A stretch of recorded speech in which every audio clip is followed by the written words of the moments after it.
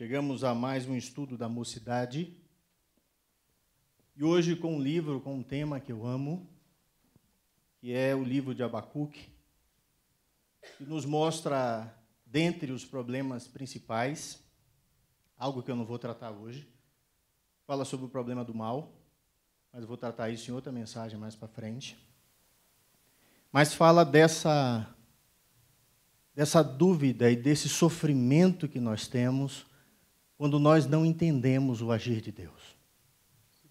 Quando nós não entendemos o que Deus está fazendo, e o nosso coração fica aflito e sofre diante da resposta ou da revelação de Deus para a nossa vida. Dito isso, abra sua Bíblia comigo lá no livro do profeta Abacuque.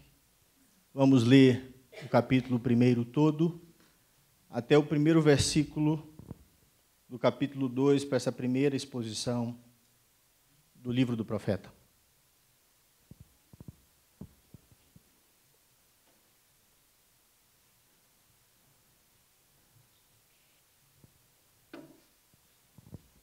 Todos acharam? Amém? Diz assim a santa palavra do nosso Deus. Sentença revelada ao profeta Abacuque. Até quando, Senhor, clamarei eu e tu não me escutarás? Gritar-te-ei violência e não salvarás? Por que me mostras a iniquidade e me fazes ver a opressão? Pois a destruição e a violência estão diante de mim. Há contendas e o litígio se suscita. Por esta causa a lei se afrouxa e a justiça nunca se manifesta. Porque o perverso cerca o justo, a justiça é torcida. Vede entre as nações, olhai, maravilhai-vos e desvanecei, porque realizo em vossos dias obra tal, que vós não crereis, quando vos for contada. Pois eis que eu suscito os caldeus, nação amarga e impiedosa, que marcha pela largura da terra para apoderar-se de moradas que não são suas. Eles são pavorosos e terríveis, e criam eles mesmos o seu direito e a sua dignidade. Os seus cavalos são mais ligeiros do que os leopardos, são ferozes, mais ferozes do que os lobos ao anoitecer, são seus cavaleiros, que se espalham por toda parte. Sim, os seus cavaleiros chegam de longe, voam como águia, que se precipita a devorar. Eles todos vêm para fazer violência, o seu rosto suspira por seguir avante. Eles reúnem os cativos como areia. Eles escarnecem dos reis, os príncipes são o objeto do seu riso. Riem-se de todas as fortalezas, porque amontoando terra as tomam. Então passam como passa o vento e seguem. Fazem-se culpados estes cujo poder é o seu Deus. Não és tu, desde a eternidade, ó Senhor, meu Deus, ó meu santo? Não morreremos. Ó Senhor, para executar juízo puseste aquele povo. Tu, ó rocha, o fundaste para servir de disciplina. Tu és tão puro de olhos que não podes ver o mal, e a opressão não podes contemplar. Por que, pois, toleras os que procedem perfidamente, e te calas quando o perverso devora aquele que é mais justo que ele? Porque fazes os homens como os peixes do mar, como os répteis que não têm quem os governe? A todos levanta o inimigo com um anzol, pesca-os de arrastão e os ajunta na sua rede varredora. Por isso, ele se alegra e se regozija. Por isso oferece sacrifícios à sua rede e queima incenso à sua varredora. Porque por elas enriqueceu a sua porção e tem gordura a sua comida. Acaso continuará por isso esvaziando a sua rede e matando sem piedade os povos. Pôr-me-ei na minha torre de vigia, colocar-me-ei sobre a fortaleza e vigiarei para ver o que Deus me dirá e a resposta que eu terei à minha queixa. Vamos orar? Pai do céu, obrigado, Senhor, pela tua palavra, que é boa e maravilhosa para as nossas vidas, Deus. Ainda que seja uma palavra dura, ainda que seja uma palavra, Senhor, contra nós, dela nós nos regozijamos, Senhor, porque de Ti nós aprendemos a verdade. Ó Pai, que não precisemos, ó Deus, que a Tua mão pese sobre nós, mas que o nosso coração de bom grado se curve diante do Senhor e da Tua vontade, e que a nossa vida seja de acordo com Cristo. É a nossa oração. Em nome de Jesus. Amém. Meus irmãos, no ano de 2005, eu cheguei ao seminário JMC em São Paulo. E o PCC, o primeiro comando da capital, nesse ano ele fez mais de 150 atentados dentro da cidade de São Paulo. Dentro da cidade e ao redor, em 17 cidades da capital, ou da região de São Paulo. Provocou 80 motins. O número de mortos chegou a 72, sendo 35 policiais, 3 civis, 19 bandidos e 15 detentos. Irmãos, nós tínhamos medo de ir para a igreja. Tinha carros furados de bala para todos os lados. Tinha uma delegacia bem perto do lugar que nós morávamos, no Campo Belo. E uma hora nós estávamos perto do Banco do Brasil conversando, vimos a viatura passar inteira, sem furo, sem nada. E mais ou menos uns 30 minutos que nós ficamos conversando ali, vimos a viatura voltar absolutamente coberta de bala, toda furada, pneu furado. A gente olhou para aquilo e fez assim, acho melhor a gente ir para casa. Vamos sair da rua. E muita gente ficou com medo de ir para as igrejas ficaram vazias, porque o PCC fez um levante, e isso se espalhou pela nação. Olhando para isso, nós ficamos perguntando por que Deus deixa isso ocorrer? Seminarista, primeiro ano. E a gente começa a pensar acerca da mão de Deus, se é a mão de Deus, se é a mão do diabo. Por que o mal estava prosperando dentro da cidade de São Paulo? Por que a polícia estava sendo colocada num canto e não estava conseguindo reagir? E aí nós começamos a discutir acerca disso, começamos a pensar nas guerras mundiais, aí fomos aumentando a proporção, pensamos na fome, na guerra de Israel contra o Líbano, pensamos no crime, nas catástrofes, nas mortes que houveram no tsunami, desastres. E dentre tudo isso, morte de muitos servos do Senhor. E a gente ficava se perguntando por que essas coisas ocorrem, por que Deus deixa os crentes morrerem desse jeito, por que Deus não intervém? E a gente faz a mesma pergunta de Abacuque aqui no verso 2, até quando, Senhor? Até quando clamarei eu e tu não escutarás, eu gritarei violência e não salvarás, Senhor? E o nosso coração começa a entrar em conflito. A verdade, irmãos, é que, de fato, nós não entendemos o que acontece. De fato, para nós, a realidade ela sempre parece injusta, sobretudo quando ocorre conosco. Parece que as coisas saíram do lugar, estão fora de foco, ou que Deus não está no controle. Essa é a grande verdade. É assim que nós pensamos. E ficamos perguntando por que Deus deixou que acontecesse. Por que Deus não interviu? A verdade é que a pergunta deve ser a seguinte: será que essas questões não são profundas demais e eu não estou conseguindo entender? Eu só estou vendo a superficialidade do problema e não estou mergulhando naquilo que realmente eu tenho que entender. Esse problema era o que afetava Abacuque. Abacuque estava sofrendo, irmãos, porque ele queria compreender. Ele queria ter a solução entre a aparente realidade e o que realmente se apresenta a partir da pessoa de Deus.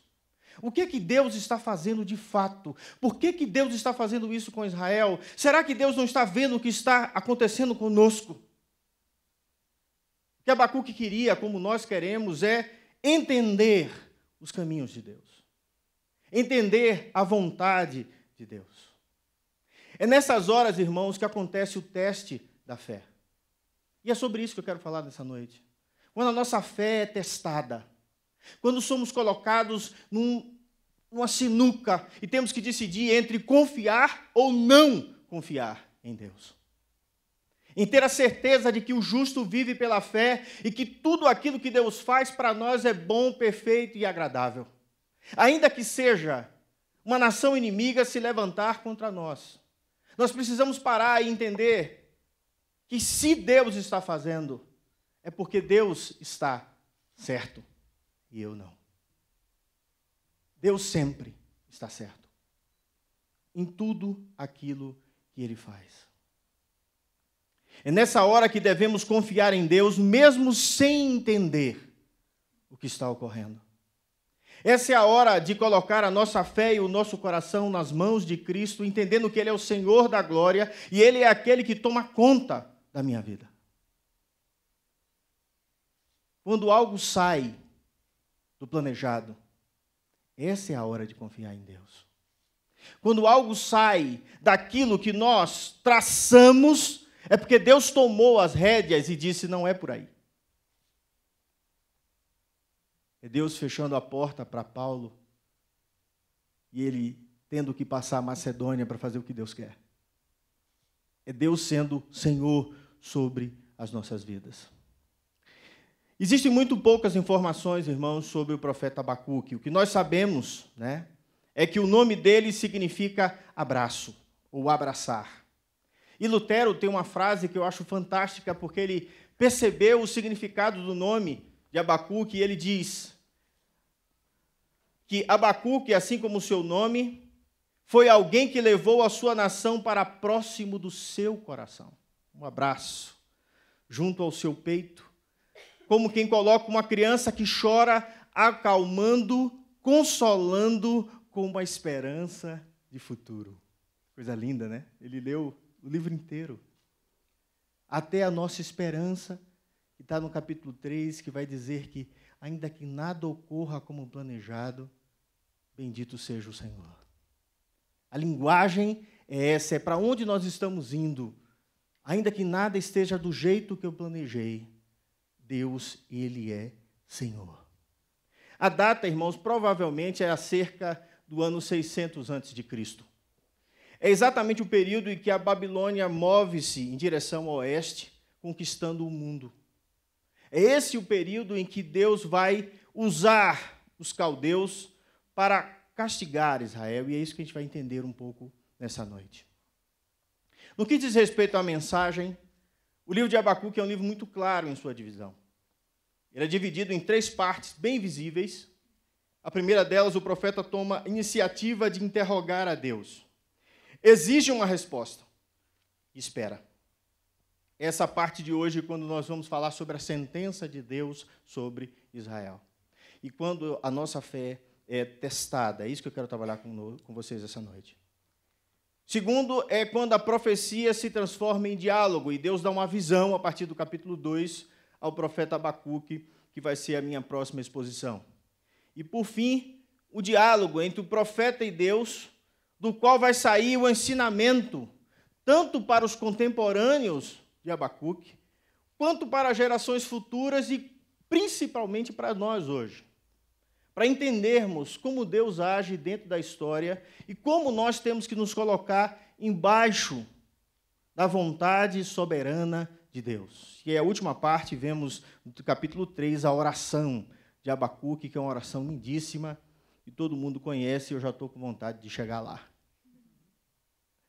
Abacuque viveu, irmãos, numa época de grande apostasia. É a primeira coisa que eu tenho que entender. Ou seja, o povo tinha se afastado da lei de Moisés. Eles estavam vivendo segundo as suas próprias vontades, segundo as suas próprias paixões. Eles esqueceram de Deus e passaram a viver em iniquidade. Veja o texto comigo. Olha como ele é claro. Abacuque está vendo a violência. No verso 3 ele diz: Deus, por que mostras a iniquidade e me fazes ver a opressão? O povo estava vivendo em iniquidade e o povo estava sendo oprimido. Ele diz aqui: a destruição, a violência estão diante de mim. Havia contendas, litígio, separações, briga.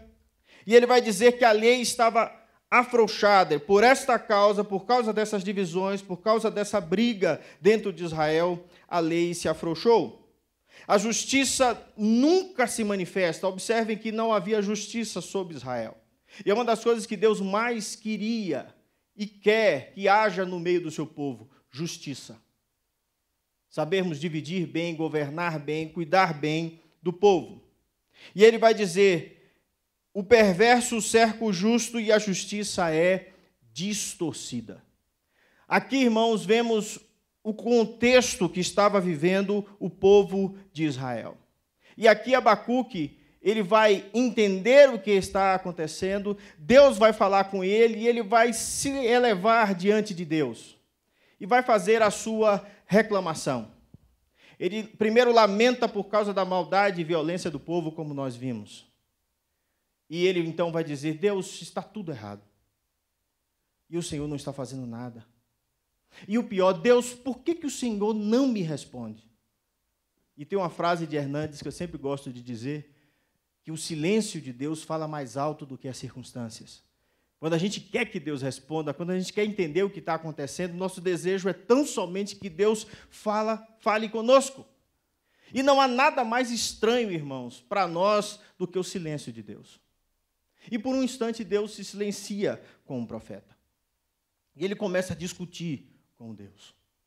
Hoje nós poderíamos perguntar, diante do aparente silêncio de Deus: por que Deus, o islamismo, está crescendo mais do que o cristianismo? E a nossa tendência é culpar a Deus, né? Na realidade, somos nós que somos incompetentes no nosso trabalho. Na realidade, somos nós que não temos efetivado o trabalho da forma correta. Outra pergunta que eu vejo muita gente fazer é: por que Deus permitiu que milhares de judeus fossem mortos nos campos de concentração da Segunda Guerra Mundial? Eu vi um ateu dizendo: se Deus realmente fosse o Deus dos judeus, os judeus não tinham sido mortos. Quando nós não entendemos a Deus, nós fazemos esse tipo de pergunta. Eu vi uma discussão no seminário que eu achei interessante, porque nós estávamos falando sobre as igrejas da Europa, irmãos, que estão sendo vendidas. Muitas delas viraram lojas, outras viraram boates, e algumas delas boates gays. O lugar onde o nome de Deus era pregado, o lugar onde havia culto, o lugar onde Deus estava sendo adorado, estão virando casas, boates, clubes e bares. E as pessoas ficam perguntando: o que é que está havendo? Onde é que Deus está nisso? A gente fala também dos escândalos dos evangélicos. Nós vemos tanta coisa acontecendo. E mais particularmente, olhando ainda para a queixa de Abacuque, por que Deus não responde às minhas orações? Eu tenho certeza que você tem orações que você colocou diante de Deus e que você está perguntando: Deus, qual é a resposta? E a gente quer saber da parte do Senhor. O perigo disso tudo, irmãos, é que quando nós não compreendemos como Deus age, eu entro em crise existencial. Eu começo a sofrer porque eu não estou entendendo o agir de Deus. E isso tem levado muitos servos e muitos crentes ao abandono da fé. Observem que tudo isso que eu falei ocorreu na Europa e boa parte do que eu falei está ocorrendo por causa do pecado do próprio homem. Se o homem estivesse vivendo dentro do princípio de Deus, essas coisas não estavam acontecendo. A apostasia chega também porque a Bíblia disse que haveria o tempo da apostasia. Ela já chegou na Europa, está chegando nos Estados Unidos, e eu louvo a Deus porque nós estamos ainda num período muito bom no Brasil. Mas eu não sei quanto tempo isso vai durar. Mas a verdade é que, quando eu tento entender tudo o que está acontecendo, eu paro para pensar como o apóstolo Paulo, em 1 Coríntios 2,6, que ele vai dizer que a verdade é que a sabedoria desta era, ou a sabedoria humana, não pode alcançar a Deus, por mais que eu me esforce. Eu só vou conseguir entender a Deus se eu olhá-lo a partir daquilo que é espiritual e pelos olhos da fé. É a única forma de Abacuque entender a Deus e é a única forma de eu e você entendermos a Deus dentro do contexto da nossa vida e de tudo que está ocorrendo no mundo. A única posição é as coisas espirituais se discernem espiritualmente. Essa é a posição que eu tenho que me colocar diante de Deus. Lloyd Jones, falando acerca disso, dessa incompreensão que muitas vezes temos acerca das coisas que Deus faz, ele respondendo sobre o Salmo 73, ele diz o seguinte: creio que muitos de nós entramos em dificuldade porque esquecemos que o que estamos tratando é a mente de Deus. E que a mente de Deus não é como a nossa. Deus diz: os meus caminhos não são os vossos caminhos, os meus pensamentos não são os vossos pensamentos. Para eu entender os caminhos de Deus, eu tenho que andar neles. Para entender os pensamentos de Deus, eu tenho que ter conversão. Eu tenho que sair dos meus caminhos e passar para os caminhos do Senhor. Eu tenho que mudar a minha mente, metanoia, Romanos 12, para entender a vontade do Pai. E ele continua dizendo: desejamos que tudo esteja pronto, enxuto e fácil. E achamos que nunca deveriam existir quaisquer problemas ou dificuldades. Essa parte aqui eu adoro. Eu tenho, irmãos, durante anos, cuidado de pessoas. E nos últimos 5 anos do meu ministério, eu tenho me dedicado a ouvir pessoas, a fazer gabinete pastoral. E uma das coisas que eu acho muito interessante na vida do cristão é que toda vez que tudo não está enxuto, pronto e fácil, as pessoas automaticamente começam a reclamar da sua fé, de Deus, da igreja, das pessoas, das circunstâncias. É algo natural. E as pessoas reclamam absolutamente de tudo. E elas dizem assim: mas eu sou crente, não deveria existir problema. Mas eu creio que Deus pode fazer, por que não está acontecendo? Eu sei que eu posso ser curado, por que eu não estou sendo curado? E nós entramos nessa briga conosco mesmo. Em vez de olhar para o que a Bíblia diz, de que se queixa o homem, senão dos seus próprios pecados. A grande verdade é que quando nós paramos para entender que Deus é muito maior do que eu, quando eu paro para entender a Bíblia, olha o que diz Lloyd Jones. Em vez de acharmos que nunca deveríamos existir qualquer problema ou dificuldade, mas se há uma coisa ensinada com mais clareza do que qualquer outra coisa na Bíblia, é que nunca ocorre deste modo em nossas relações com Deus. Ou seja, nunca é do jeitinho que você pensa, filha. Nunca é arrumadinho, amarradinho, certinho, perfeito, do jeito que você acha que vai ser. Porque não foi para nenhum dos profetas. Porque não foi para nenhum dos grandes crentes da história. Porque para todo mundo houve dificuldade, peso, perseguição, prova da fé. Por que com você vai ser diferente? Você é tão bom assim? Você é tão bom que nada vai acontecer de errado na sua vida? Então, ele vai mostrando que a primeira coisa que nós não entendemos é a nossa relação com Deus. Sabe por quê? Aí continua Lloyd Jones. Os caminhos de Deus são inescrutáveis. Eu não sei quais são os caminhos de Deus. Eu já vi uma vez um pastor pregando, ou eu li em algum lugar, ele diz: o caminho de Deus você só conhece enquanto caminha. Não tem jeito. Você tem que andar com Deus.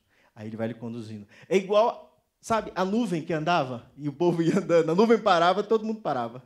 Ninguém sabia para onde tinha que ir. Tinha que esperar a nuvem andar. E de noite, a coluna de fogo parava, eles tinham que parar. A coluna de fogo andava, eles continuavam andando. Ou seja, eu não sei para onde eu tenho que ir. Quem me leva é Deus. Esse é o Espírito Santo de Deus que sopra para onde Ele quer.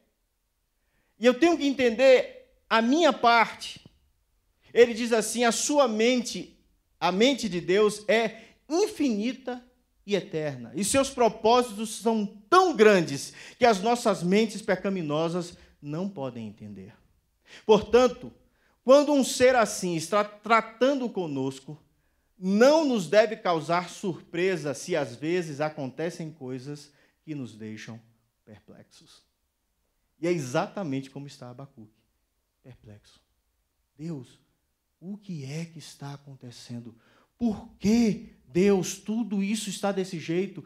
Tudo está fora do lugar. O Senhor não vai fazer nada. A justiça está sendo torcida. E onde está o Senhor?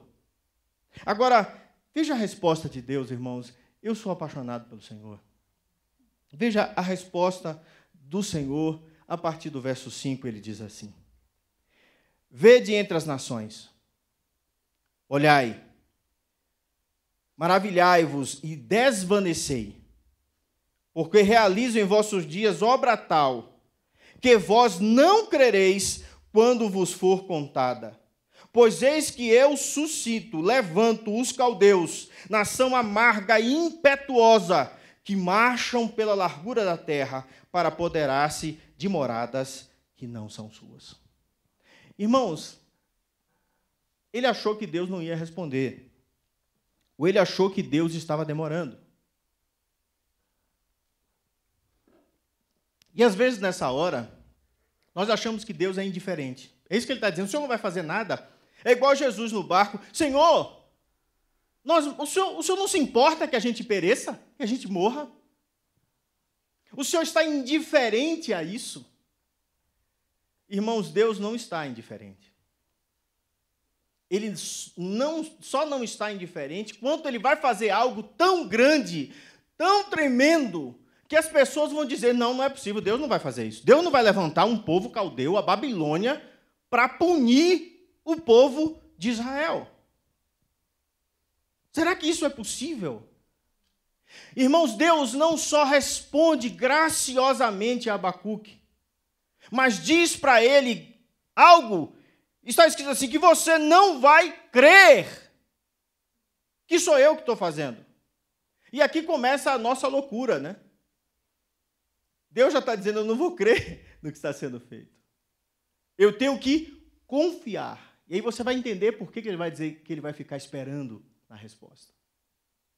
Aqui, irmãos, Deus levanta a Babilônia para executar o seu julgamento sobre a desobediência do povo de Israel. O que eu preciso entender é que Deus está usando uma nação violenta, que arrogantemente pensa que está servindo ao seu próprio Deus e à sua própria força. É interessante você perceber que os idólatras caldeus acham que é o Deus deles, e a gente vai perceber isso claramente aqui quando eles dizem que a sua força, né? Verso 11, então passam como o vento e seguem, fazem-se culpados este cujo poder é o seu Deus. Eles acham que são eles que estão fazendo isso. E, no entanto, eles são indesculpáveis pelaquilo que eles vão fazer. De uma forma misteriosa, irmãos, Deus não é culpado pelo pecado deles, é a própria cobiça dos caldeus, é o próprio desejo de conquista, é o próprio desejo de pilhar dos caldeus que Deus vai usar contra eles, a favor dele, em castigo de Israel. Não existe nada embaixo do cosmos que Deus não tenha domínio. O que a gente precisa entender é o seguinte: por que Deus está levantando uma nação para castigar Israel? Deuteronômio 28 fala sobre as bênçãos da obediência e as maldições da desobediência. Se Israel fosse obediente, diz a palavra do Senhor, os filhos do ventre de Israel seriam abençoados. As colheitas, os rebanhos, a cesta, a amassadeira seriam abençoados.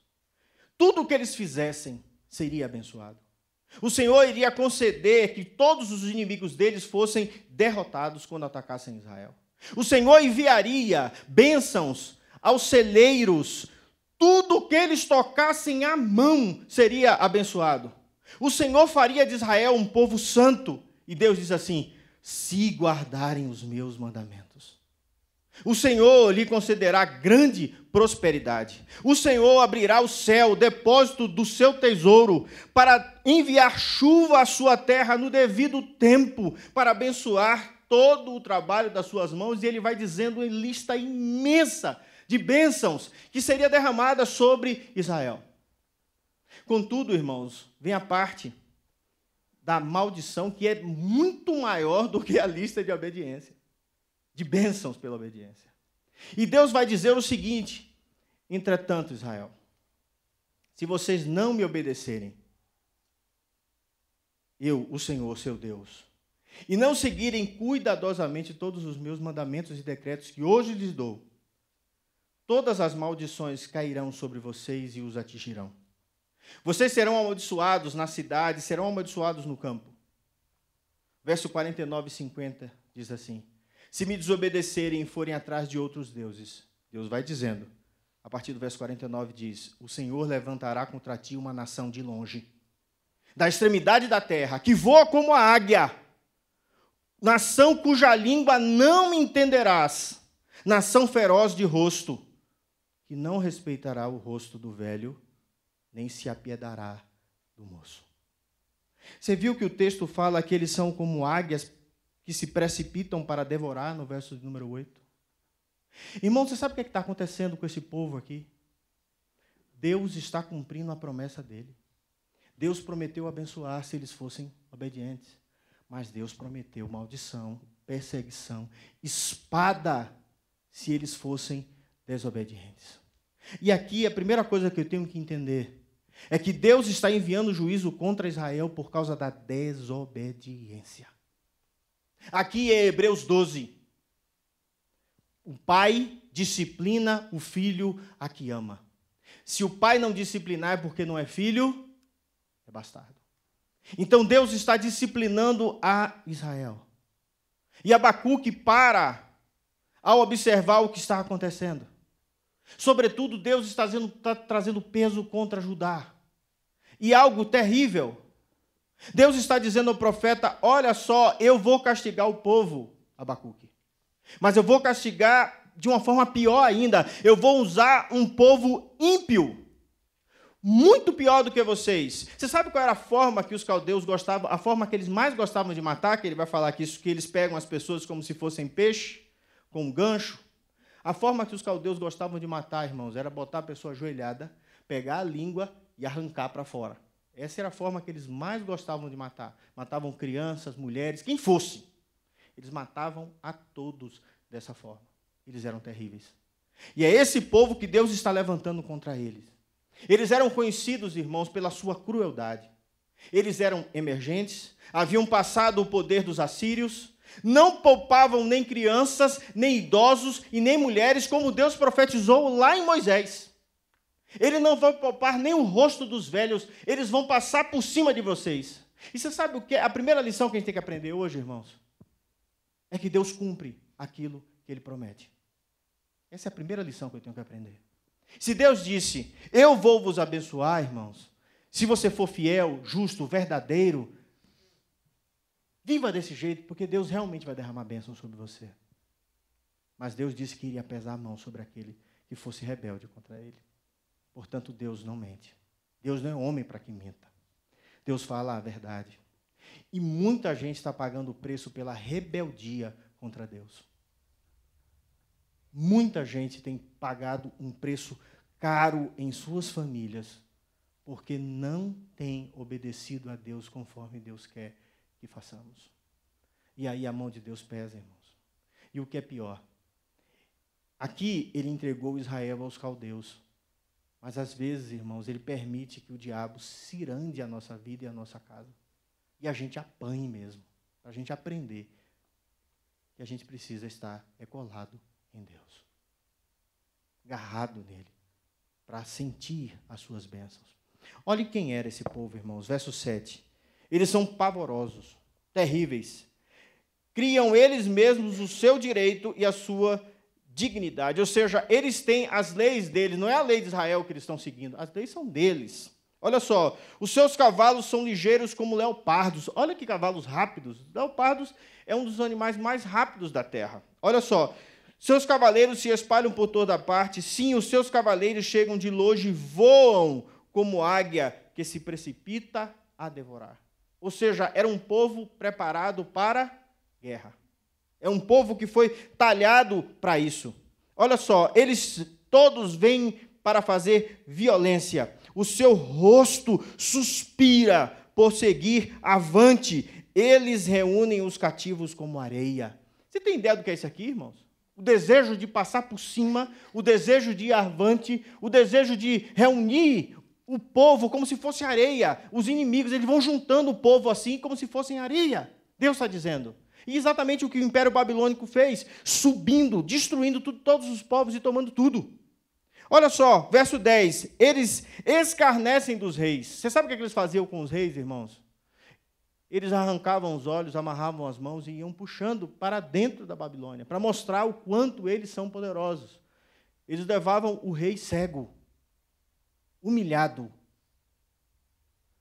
Essa é a linguagem, eles escarnecem dos reis. Os príncipes são objeto do seu riso. Ah, você é o príncipe, e eles dão risada, agora não é mais. Nós somos donos de tudo, nós tomamos tudo, nós pilhamos tudo. Olha o texto.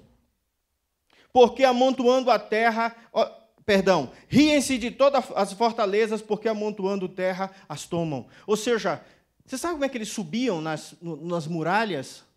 Eles iam juntando terra, até que aquela terra fazia um monte, e eles conseguiam saltar as muralhas. Era assim que eles faziam. Eles juntam terra e pulam para dentro. Nada conseguia segurar esse povo. Deus está dizendo, vocês vão ver o peso da minha mão. Nada vai segurar este povo. Então, eles passam como um vento e seguem. Alguém consegue segurar o vento, irmãos? Quem consegue segurar o vento? Ninguém. Deus está dizendo que eles passam assim, por cima de tudo, com poder e força. Olha o texto. Fazem-se culpados cujo poder é o seu Deus. Como eu disse antes, eles são indesculpáveis. Porque eles estão buscando fazer aquilo que eles têm desejo. Deus não é culpado do pecado deles. Eles são pecadores e maus.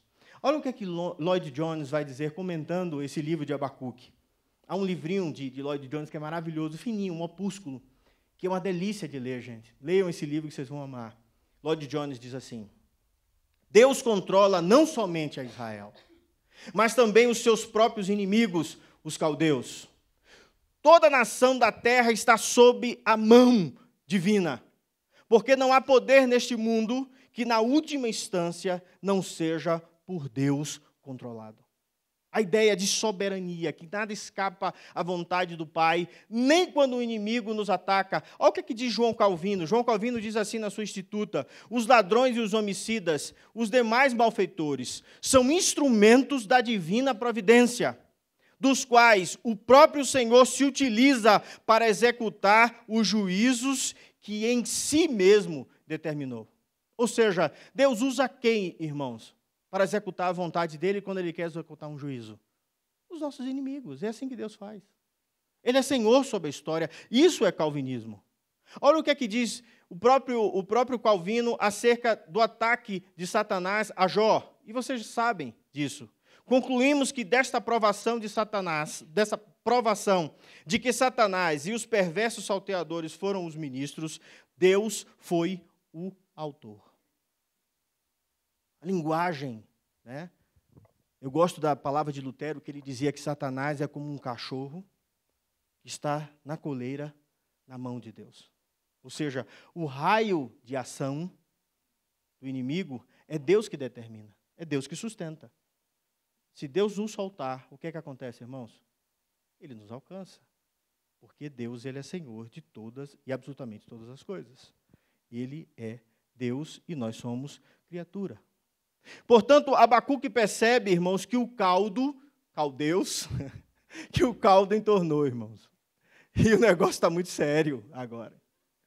Fizemos bobagem, pecamos contra Deus, erramos contra o Senhor, e agora o caldo virou e Deus está vindo para cima da gente. E aí vem a segunda questão do profeta, irmãos. Como eu e você somos exatamente iguais a ele. Primeiro a gente fica confuso, depois a gente não entende, Deus explica, e aí eu vou para a contra-argumentação. Olha só, ele aceita o que Deus vai dizer. Mas observe, olha isso aqui como é interessante. Verso 12. Não és tu, desde a eternidade, ó Senhor, meu Deus, ó meu santo?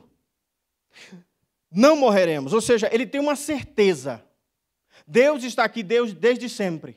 Deus é maior do que os caldeus. Deus está levantando esse povo, mas Ele está dizendo, eu não vou morrer. Nós não vamos morrer porque Deus é o nosso Deus. E o Deus está aqui desde sempre. Ele há de cuidar de nós. Aqui é como se Ele estivesse se colocando aos pés do Senhor e clamando, Deus, nós não vamos morrer porque Tu és o nosso Deus.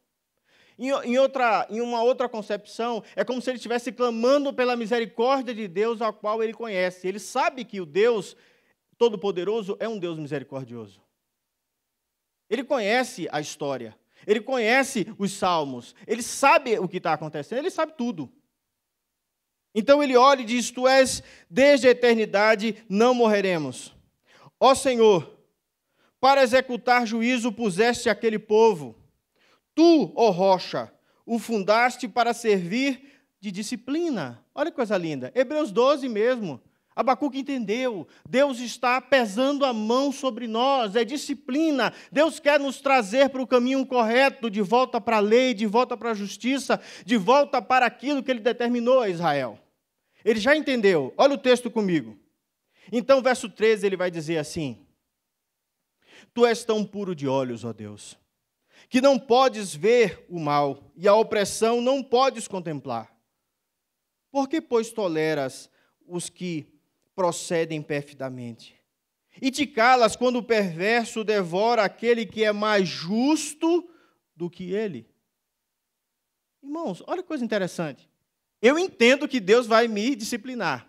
Eu entendo tudo que está acontecendo, mas eu fico meio confuso. Ele não entende porque Deus vai usar alguém que é pior do que Israel para castigar Israel. Qual é o nosso entendimento? A gente acha que a única pessoa que pode disciplinar é aquela que tem autoridade. Quem é que tem autoridade? É o que é melhor que eu. Ninguém gosta de receber uma repreensão de uma pessoa torta, errada e pecador. Se você for justo e santo e receber lá uma escora de alguém que é completamente o inverso de você, o que é que você diz? Você todo torto aí, querendo me consertar? Não é assim que a gente pensa? Porque nós achamos que a ideia de mérito, quando a gente olha para Cristo, é uma coisa, irmãos. Jesus falava como quem tinha autoridade. Jesus é Deus. Mas todos os outros, tinha gente torta que Deus usou, irmãos. Troncha. E que ensina para nós hoje. Você acha que Davi era um docinho de coco, certinho, perfeito, maravilhoso? Irmão, Davi era terrível. Mas Davi se submetia a Deus. O que eu tenho que entender é que, às vezes, a gente pensa exatamente como Abacuque. Deus, para alguém me consertar, tem que ser alguém melhor do que eu, né? Deus, alguém pior não está dando certo, alguma coisa está errada. E o que é mais interessante, irmãos, ele está dizendo assim, como é que um Deus santo, que não consegue nem ver o mal, vai usar alguém tão impuro e tão ímpio como esse? Como é que Deus usa alguém que é ruim? A gente faz essa mesma pergunta que Abacuque, teologicamente a gente não entende. Mas eu já expliquei antes, aqui, com Lloyd Jones e com Calvino, que Deus usa quem Ele quer, do jeito que Ele quiser. Olha ele continuando, olha o texto, verso 14. Porque fazes os homens como os peixes do mar, como os répteis que não têm quem os governe? Ou seja, Deus, por que esse povo está agindo como se não tivesse ninguém governando eles? Ou seja, Deus, o Senhor está governando mesmo os caldeus? Quem está governando os caldeus? Não é assim que você pensa? Será que Deus mesmo está fazendo isso? Será que as coisas não escapam da mão de Deus? A ideia, né, de que se Deus é Deus, por que existe mal, né? Como se Deus não dominasse sobre o mal, como se Deus não tivesse domínio sobre o mal. Essa é uma pergunta filosófica. E ele está fazendo a pergunta filosófica, mas Deus vai responder. Olha para o texto, olha que coisa linda. A todos levanta, verso 15, o inimigo com o anzol, pesca de arrastão, e os ajunta em uma rede varredora, a ideia de que eles vão arrastando todo mundo, por isso eles se alegram e se regozijam, ou seja, eles estão alegres, Deus.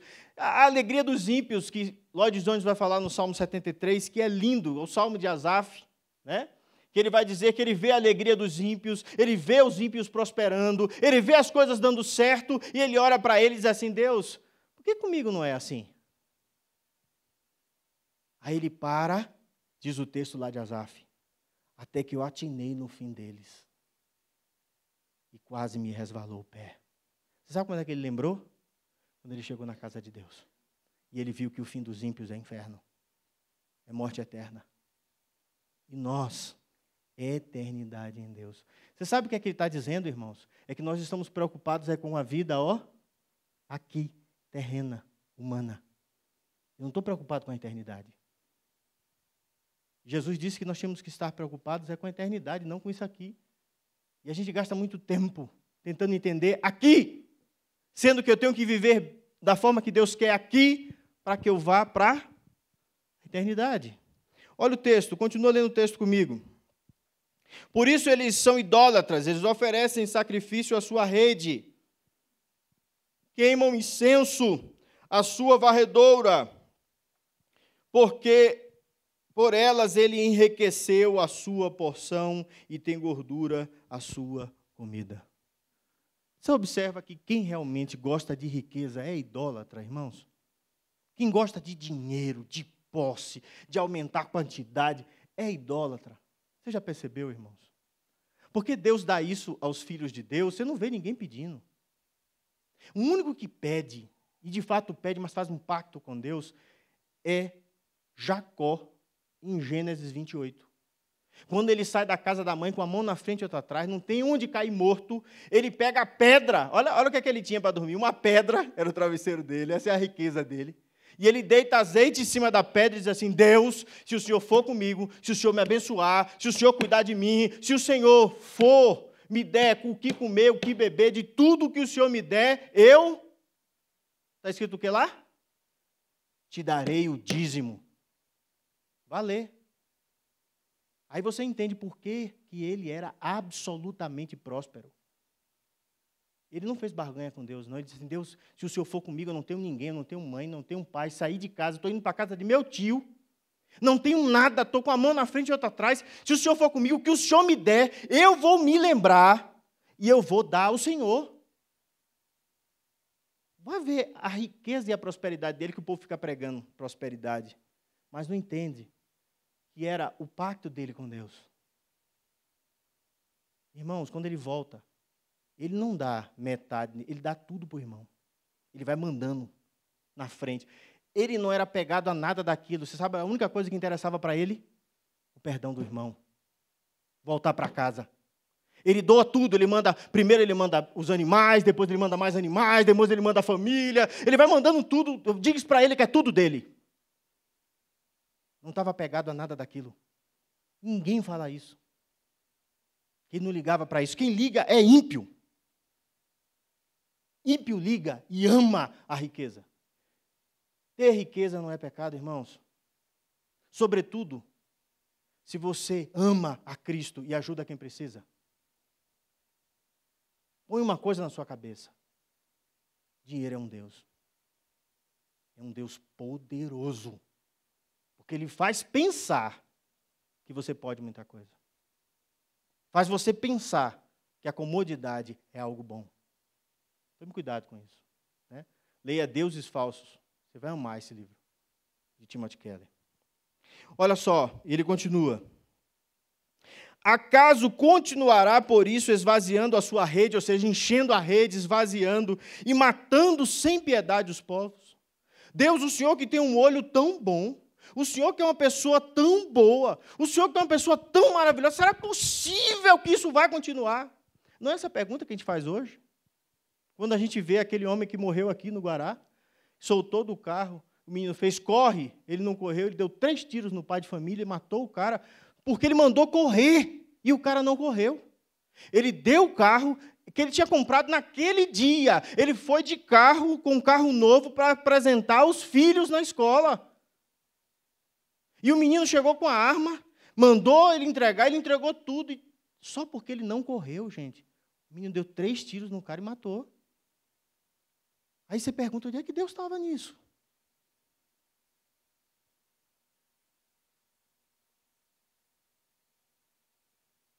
Deus não é culpado dessa morte e nem do pecado que encheu o coração daquele menino assassino.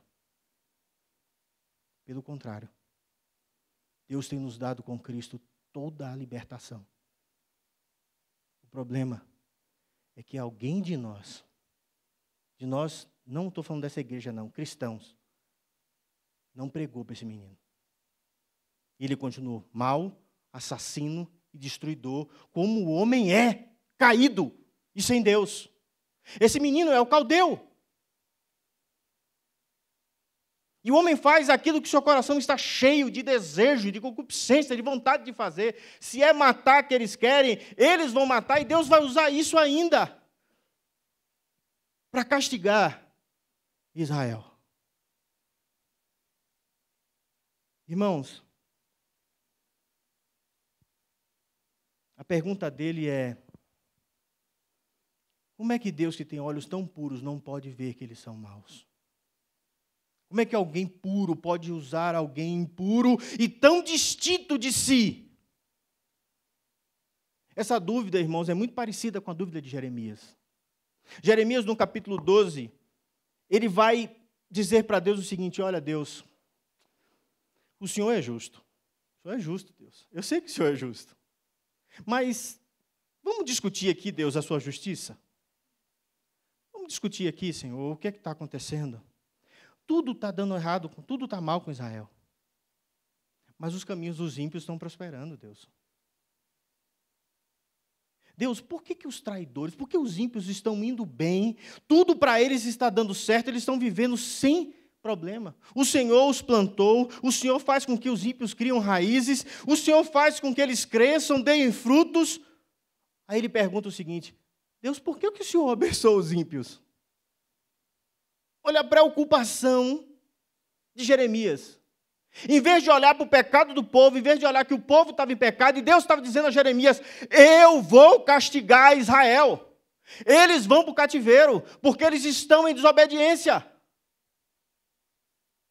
Aí você sabe qual é a resposta de Deus? Eu amo Deus, irmãos. Olha a resposta de Deus a Jeremias. E essa resposta é para você. Ele diz assim: Jeremias, se você está correndo com um homem e está cansando, como é que vai ser quando você começar a correr contra cavalos? Como é que vai ser, Jeremias, se você está tropeçando num terreno plano e seguro? Como é que você vai fazer dos matagais do Jordão?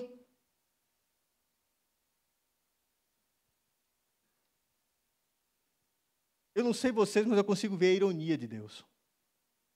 Ele está dizendo assim: Jeremias, você não está vendo nada. Eu vou mandar homem de cavalo, poderoso, gente forte. Você vai ser expulso, você vai para dentro das matas. Você vai ver o que é peso. Portanto, pare de reclamar, Jeremias, e faça o que eu estou mandando. Prega para o povo. E é exatamente isso que Deus quer de nós e quer de Abacuque. Deus está dizendo a Jeremias: pare de reclamar, pare de olhar para os ímpios e entenda que eu vou castigar vocês pelo que vocês fizeram. Você errou, vai pagar pelo erro. Mesmo tendo misericórdia. Porque Deus estava com eles no cativeiro.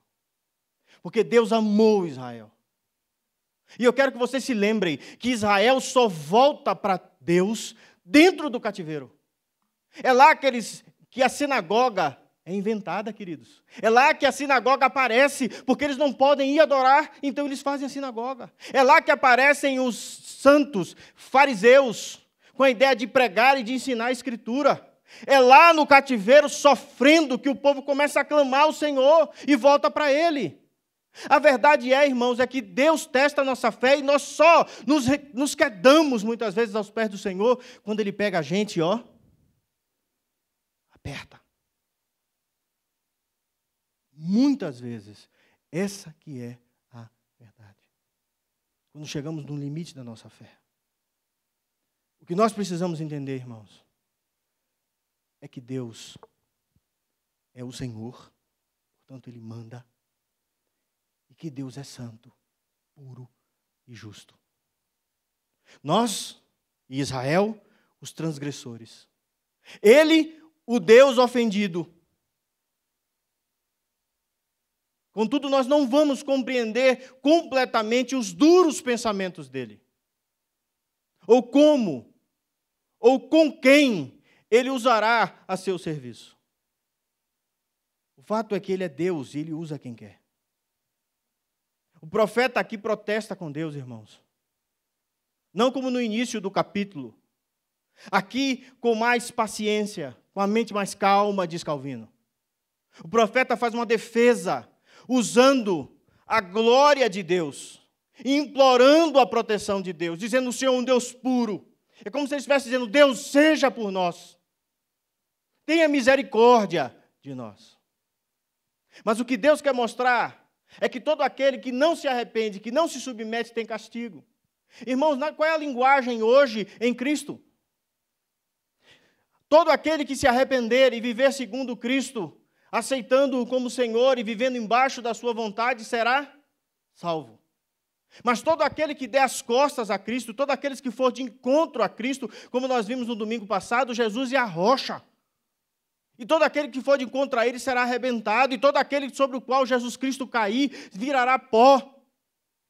Ou seja, o fim daqueles que não se submetem a Deus, irmãos, é destruição, é inferno. Deus está mostrando em Israel o que vai ocorrer nos últimos dias e no final dos tempos. Precisamos nos submeter a Deus, a Cristo, o nosso Senhor. Irmãos, o profeta não está clamando em sua própria causa, ou a causa do povo, mas ele está clamando o próprio zelo, a própria glória de Deus. Deus olha para si. Foi como Moisés intercedendo diante de Deus: Deus, lembra-te de ti mesmo, lembra-te do Senhor, não destrói o povo. Porque o que é que vão dizer do Senhor? Que o Senhor tirou o povo do Egito para que ele morresse no deserto. Deus, por amor de ti mesmo, pela tua palavra, vão dizer que o Senhor não teve poder para salvar. E aí vem a frase de Moisés que eu e você talvez não tenhamos coragem de dizer: mata a mim, Senhor, e deixa o povo vivo. Ali é Cristo, irmãos. Ali é Moisés dizendo: eu sou o mediador, Deus, mata a mim, eu quero morrer no lugar do povo. E Jesus é aquele que vem. Deus tem misericórdia do povo, irmãos. Deus manda que façam um sacrifício. Quem é o sacrifício, irmãos? Que seria Moisés? Cristo. A linguagem aqui, irmãos, é que só o Senhor escolhe quem Ele tolera ou não. A linguagem aqui, irmãos, é que Deus governa do jeito que Ele quer, porque Ele é Deus. E se Ele prometeu bênçãos, bênçãos virão. Mas se havia condição, e essa condição não está sendo feita, vem o que Ele prometeu também, que é maldição, é sentença, é julgamento. Irmãos, Abacuque está dizendo assim: Deus, vinga-te de tão grande obstinação, de tão grande maldade. Livra-nos da tirania desse nosso inimigo. O que é interessante é que os caldeus não sabiam que era Deus que estava conduzindo-os contra Israel, e não o seu próprio Deus. Isso era difícil de Abacuque entender.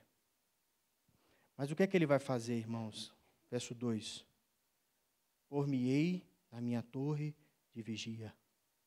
Colocar-me-ei sobre a fortaleza e vigiarei para ver o que Deus me dirá. E que resposta eu terei à minha queixa. Concluindo, irmãos. O que nós vemos aqui é que Abacuque, como muitos de nós, estava confuso, sofrendo, sem entender o que Deus estava fazendo. Mas ele decidiu, mesmo com sua fé sendo testada, mesmo com sua fé chegando no último ponto, no último estágio, ele decidiu esperar em Deus exatamente o que nós devemos fazer. Ele decidiu esperar uma resposta de Deus para a sua confusão.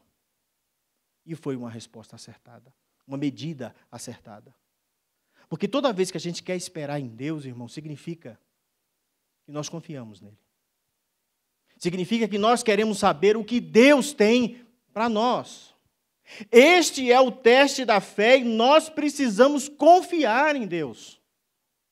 Abacuque nos ensina a ir a Deus quando nós não entendemos o que está ocorrendo e nos ensina a esperar com confiança nele para obtermos a resposta. Irmãos, quando você está no meio do problema, você não consegue entender. Mas quando o problema passa, quando o coração acalma, quando Deus move as coisas, você para e vê o que Deus fez. Os evangelhos começaram a ser escritos, irmãos, 20 e tantos, 30 anos depois. Ali tinha caído a ficha, a poeira tinha baixado, eles olham para trás e veem a negação de Pedro, eles olham para trás e veem Jesus dizendo que ia morrer, eles olham para trás e veem tudo, a poeira baixa, eles se acalmam e entendem tudo, e escrevem para nós. O que nós precisamos entender é que os caminhos de Deus são misteriosos.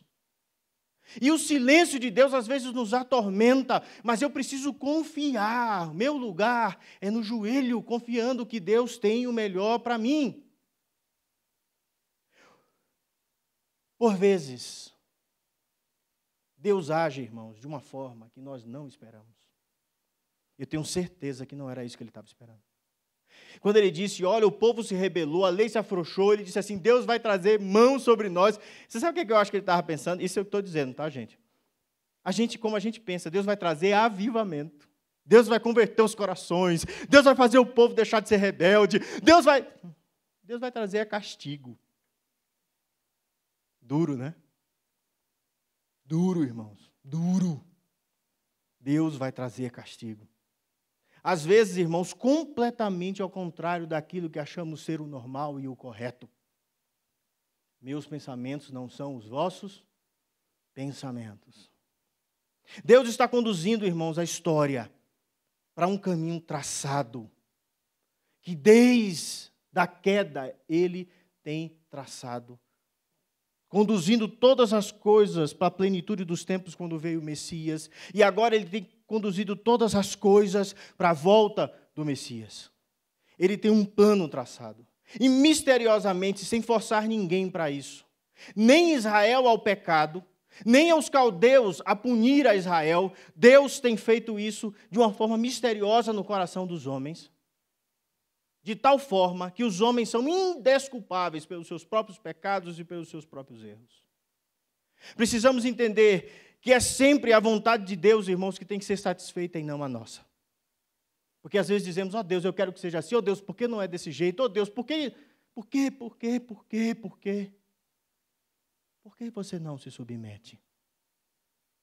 Por que você não vai para a torre de vigia orar? Por que você não vai aguardar a resposta e o que Deus está preparando para você? Por que você não confia e põe a sua fé à prova? E senta na presença de Deus e diz, Deus, a sua vontade é boa para mim, Senhor. Seja feita a sua vontade, Senhor, e não a minha. Como nós vamos ver, Abacuque quer dar-se nos pés do Senhor. Deus escolheu o pior povo e o pior rei para realizar os seus propósitos. Contudo, nós precisamos entender que Deus, Ele usa quem Ele quer, como Ele quer, quando Ele quer. É o que nós chamamos de soberania. Ele é soberano. Nada escapa da sua poderosa mão. Fato é que todos nós temos o desejo de conhecer o bem e o mal. Isso nos acompanha, irmãos, desde o jardim do Éden. Desde a queda, quando Eva queria saber o bem e o mal, eu quero saber exatamente tudo. Fato é que muitas coisas, irmãos, nós vamos ficar sem saber até o dia que nós encontrarmos com Cristo. O que Deus quer de nós, que tenhamos fé e confiança nele e esperemos para ver o que é que Ele vai fazer e a resposta que Ele nos dará. Vamos orar? Pai amado, bendito seja o Teu nome, Senhor. Obrigado, Senhor, porque a dúvida de Abacuque, Senhor, às vezes é a mesma dúvida que nos atormenta. Ajuda-nos, Senhor, nessa noite a entender, Senhor, a entender a Tua santa, boa e maravilhosa vontade. Obrigado, Senhor, porque é Tu que nos governa. É o Senhor que move todas as coisas. É o Senhor que tem agido com misericórdia sobre a terra e tem dado poder aos reis e autoridade a toda e qualquer potestade. É o Senhor que faz com que todas as coisas aconteçam de acordo com o beneplácito da sua vontade. Tu és o nosso Deus. Obrigado, Senhor, porque muitas vezes a nossa fé é testada. A nossa fé é provada. Mas nessa noite nós queremos nos colocar na torre de vigia. Pedir ao Senhor que tenha misericórdia, responda a nossa oração. E vamos aguardar, Senhor, qual é a sua resposta para as nossas vidas. Oramos a Ti, Pai, em nome de Jesus. Amém.